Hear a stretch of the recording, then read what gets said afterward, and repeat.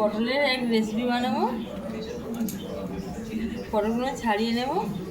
দই পোস্ত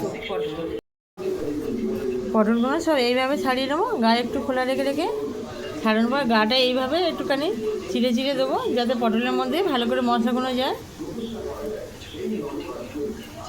পটলের মধ্যে ভাজার আগে একটু লবণ, একটু হলুদ গুঁড়ো, একটু লবণ মাখিয়ে পটলগুলো ভালো করে ভেজে নেবো। পোস্ত দিলে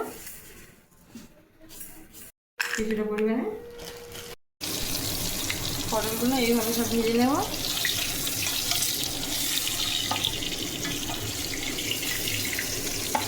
গা কিন্তু ছিঁড়ে দিয়েছি, তারপর ছিলেমিয়ে করে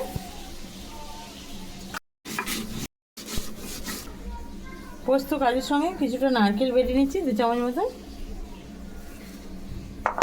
চিনি দিয়ে ফাটিয়ে নেব। শুকনো লঙ্কা ফোড়ন দিলাম, কালো জিরে ফোড়ন, ক্যাপসিকাম দিয়ে দিলাম,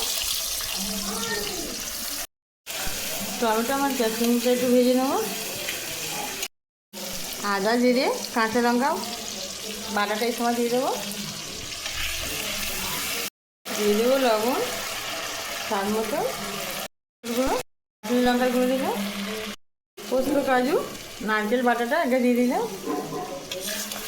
আর জিরেটা একটু ভেজে নিয়ে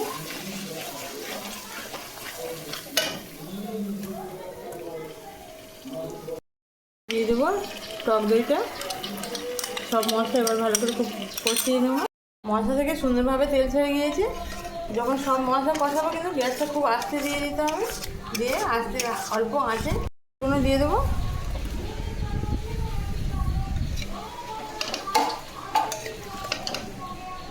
এইভাবে পটল একবার হলেও বাড়িতে সব বানিয়ে খাবে, দেখবে দুর্দান্ত স্বাদের একটা গরম ভাতের সঙ্গে বা পোলাও যাতে খাবে খুব ভালো লাগবে।